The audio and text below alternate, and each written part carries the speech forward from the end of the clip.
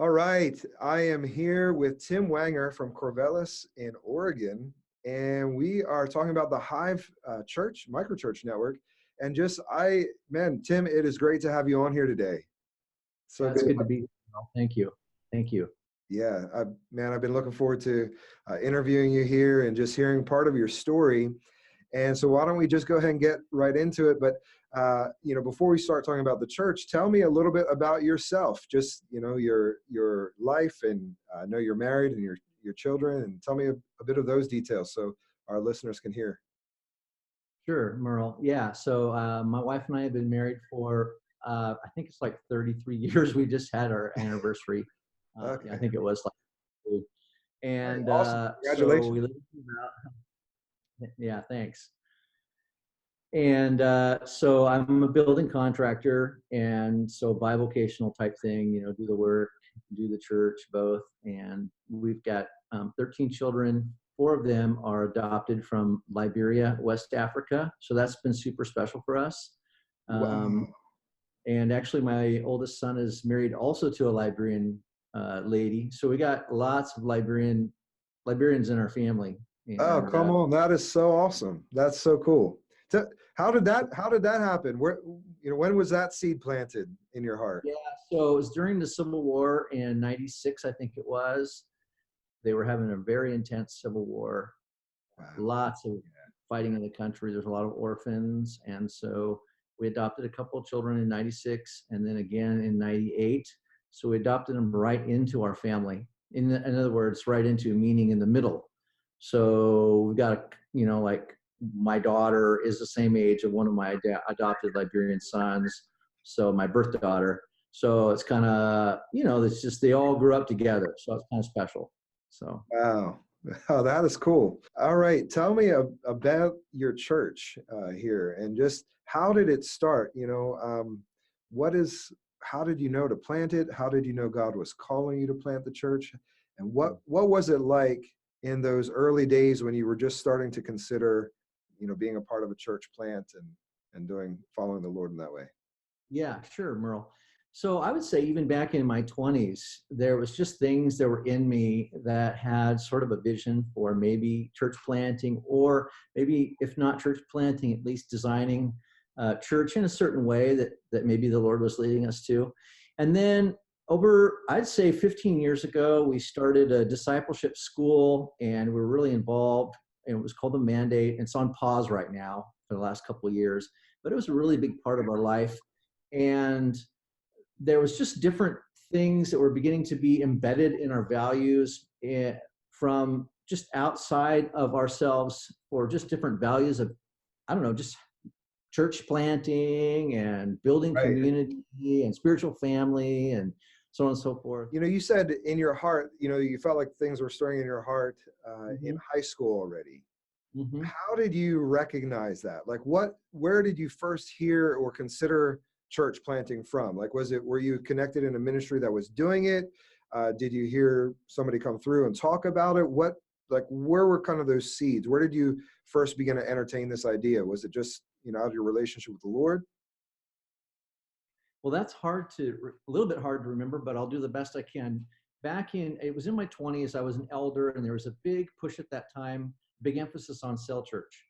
And I Okay. remember as an elder, we were just discussing Yeah. the church, what we were doing with cell church and everything. And I just felt an impression in my spirit at that time I thought, you know what?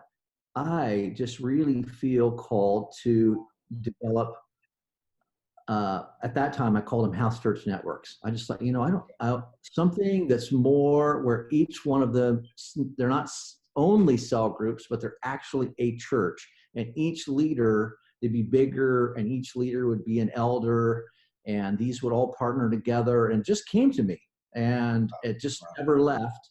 And so but that at that time, there wasn't, I don't know of anybody that was doing it, type of a thing. And Yeah. so the fact that it came to me without reading about it anywhere, I guess, was Yeah. something that made me feel like maybe it was the Lord.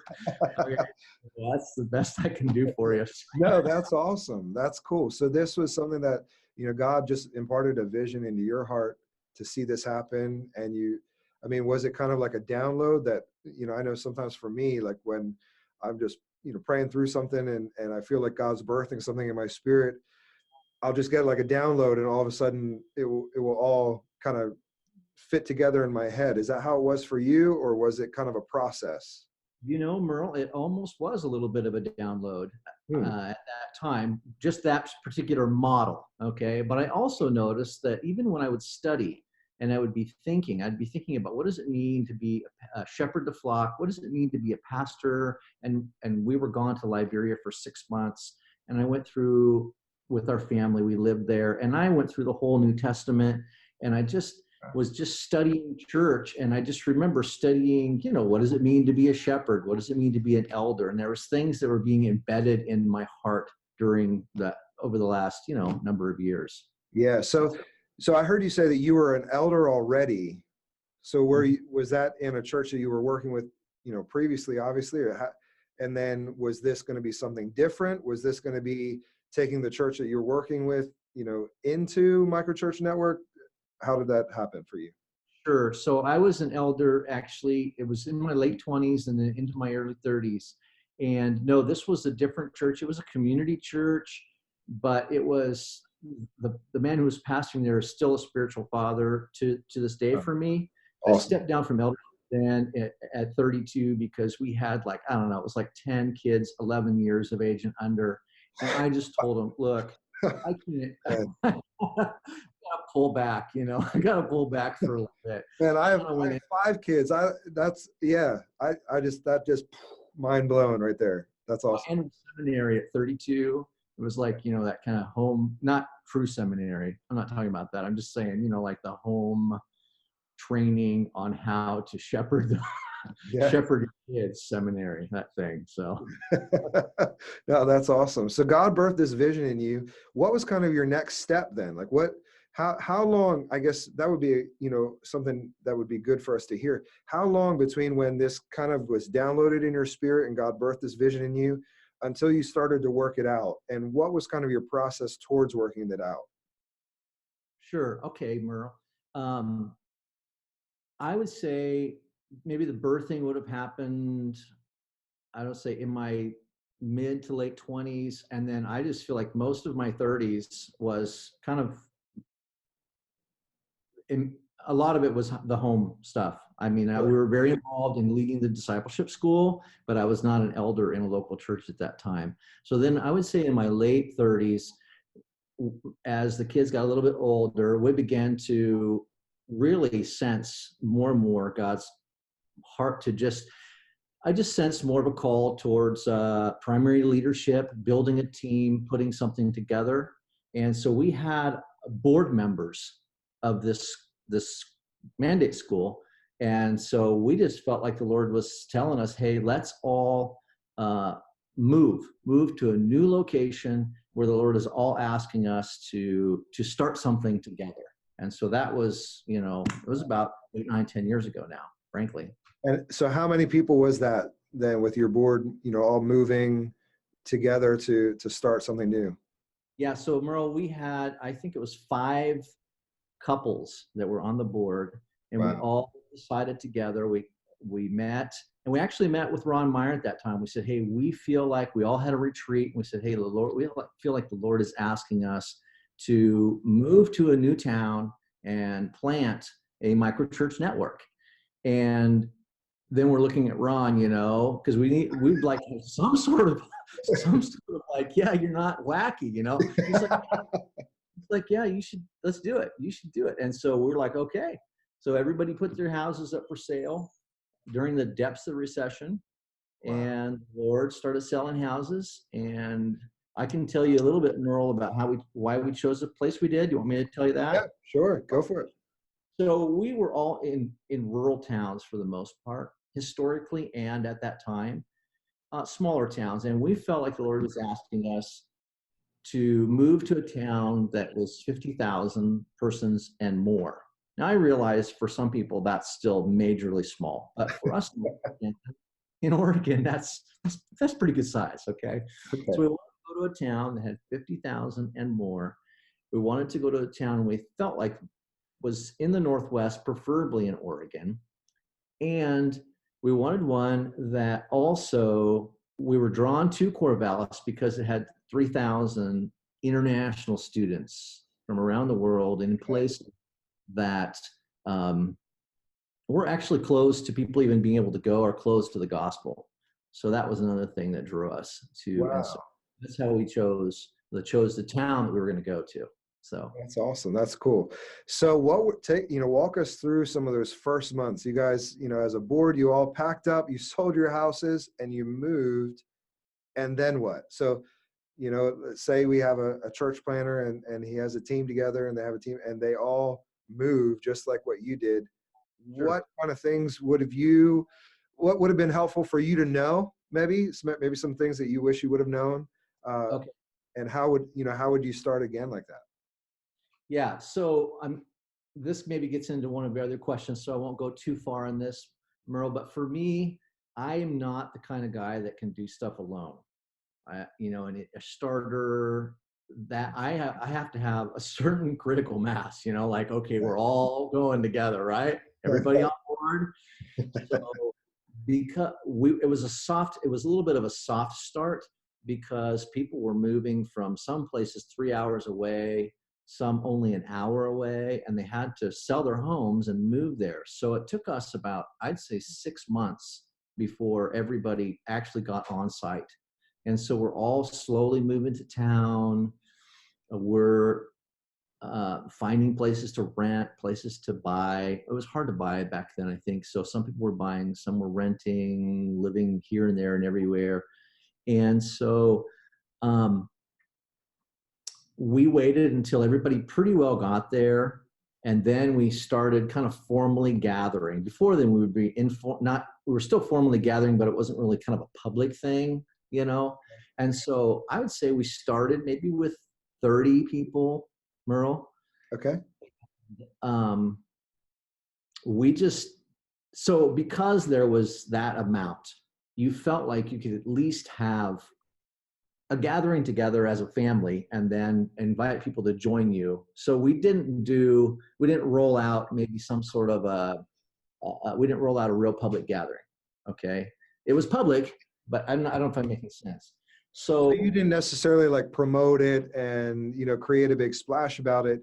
There was it sounds like there was maybe a lot of like personal invitations where Right. everybody on the team was just inviting people to come to a gathering.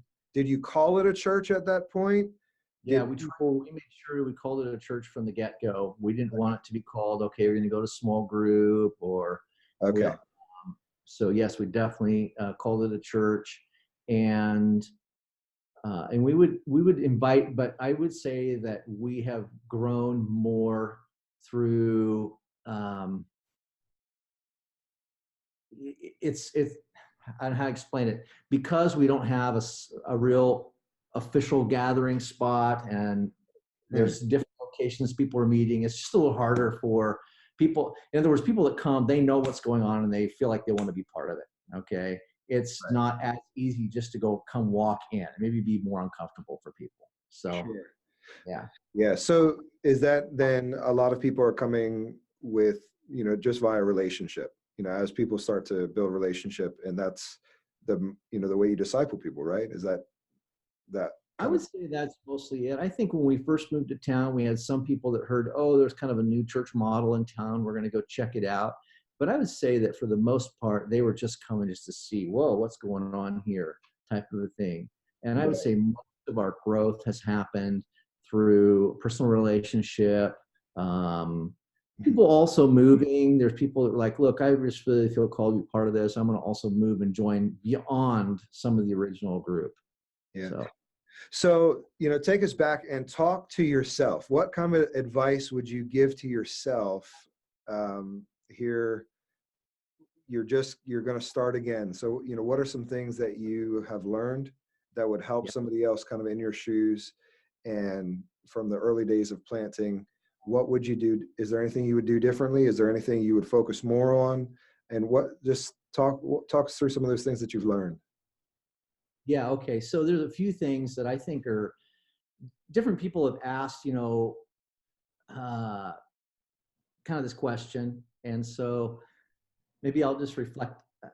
I enjoy reflecting on this one. Okay. Sure. So I don't know if it'd be different, or I'm glad we did, but I would just say lessons learned. Yeah. Okay. And Yeah. so first of all, Lessons. um, Good. yeah. So maybe the first thing would be, I don't know if this is the first one, but this is one of them. All right. And so there's a man, kind of a spiritual advisor that I was talking to at the time. Well, actually, I think he's a Dove advisor. So his name's Keith Yoder. And Okay. Keith Yeah. said, Tim, you and Angie go down into your core, because we were kind of the ones who were putting the team together. We kind of had the point of the arrow or whatever. And so he said, you go down into your core as to who you are, and everyone will also adjust along with that. And so I think that the challenge sometimes, my counsel would be, the challenge sometimes to say, okay, what is everybody doing? What should I read? Where should I get ideas from? And I think those are great. But I also, for myself, I think just going down into a person's core and saying, look, what are my giftings? Am I more apostolic, prophetic, evangelistic, pastoral teaching? What are my strengths? What is, as a couple, what has God done in us? And then begin to build off of that, okay? Or even as a team, look at who are we? Because it just seems like, and I'm pretty passionate about this, obviously, it just seems like you see where people aren't really finding out, who am I and what does God need to do? Well, okay, this guy's over here, he's doing a MicroChurch network, I think I'll do that too. But really, you're a person that is more, I don't know, maybe more dynamic, more Sure. Right. more person. I'm a person that leads from behind. There's other people I think that lead a lot more from the front. And so I won't say anything more about that. Sure. So really growing in self-awareness to know like who you are and how God made you specifically, and I mean, there's tons of stuff out there today about that, about self-awareness, about growing, and really, but what was one or two steps that Keith told you to really drill down? How do you drill down to the core of who you are? I've been in places where God does it for me, just kind of lays me out bare, and usually it's kind of painful. But how do you decide to go there? How do you decide to go there to really learn who you are? What did you do there? Oh, well, I never thought about answering that question. Well, maybe I could at least give an illustration first of how this is applied to us, and then maybe I can try and answer the question. Okay, so for instance, because I just realized that kind of just the way even I lead is one of the things that I'm passionate about is, if someone say, well, what's kind of the DNA of the Hive? It's like, well, okay, everybody plays. Okay. So in some situations, so for me, I teach maybe 3 or 4 times a year, and that's it. Because the very nature of what I feel the vision God's put on us is that each one of those churches really develops kind of who they are. So for me, I just realized I'm just less of an upfront, guy, and more of how can each one of these churches become who they are.